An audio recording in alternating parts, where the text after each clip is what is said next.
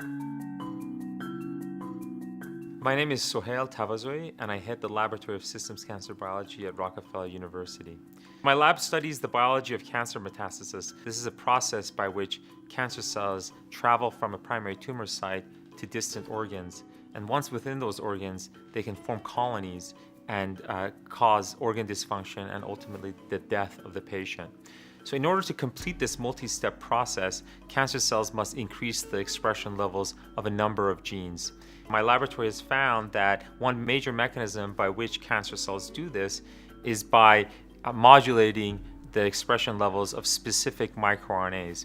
When Jiamin Liu joined my laboratory, he expressed interest in studying cancer metastasis by tumors arising from the gut. And the majority of cancers from the gut metastasize to the liver. As cancer cells coming from the gut, such as cancers from colorectal tumors, they arrive in the liver and they travel there via the portal circulation. The portal circulation has low levels of oxygen. So that is a major barrier for cancer cells as they travel to the liver because it can impact their survival. Moreover, as cancer cells get inside the liver, they're competing with liver hepatocytes for glucose uptake. And so despite both of these barriers, rare cancer cells can form colonies within the liver and destroy the liver. And liver metastasis by gastrointestinal cancers causes the death of over 1 million people a year globally. And so Jiamin Liu in the laboratory reasoned that if he could use a systematic approach to identify microRNAs that are modulated by cancers of the gastrointestinal tract, he could use them as molecular probes to identify genes and to deconstruct the pathways that might be important in this process. I decided to utilize two unbiased approach to identify microRNAs that regulate colorectal cancer metastasis to the liver. In the first approach, I performed a functional in vivo screen to study the impact of expression of over 600 distinct microRNAs on liver colonization by colorectal cancer cells. And in the second approach, I look at the expression of hundreds of microRNAs in highly metastatic cancer subpopulation relative to poorly metastatic cancer subpopulation cells derived from the same patient.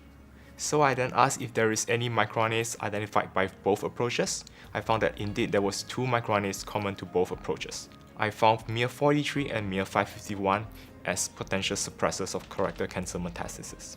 So through an extensive series of experiments, Jiamin Liu, Xander Nguyen, Alexis Scherl, Feng-Ying Man, and the other co-authors revealed the biology that is regulated by these microRNAs. What they found is that as colon cancer cells arrive within the liver microenvironment, a substantial number of them die.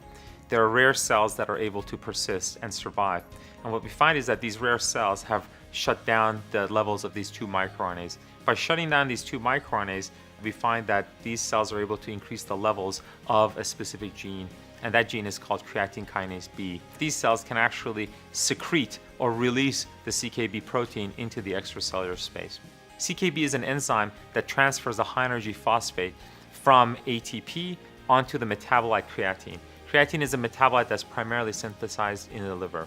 This phosphocreatine, we find, is then imported into cells through a pump, and then the high-energy phosphate from phosphocreatine is then transferred onto ADP to generate ATP. ATP is the major source of energy within the cell, and this allows these rare cells to survive. And so the model we're proposing is one wherein rare colon cancer cells within the liver microenvironment are able to release an enzyme, a metabolic enzyme, into the extracellular space when they're in a low energy state.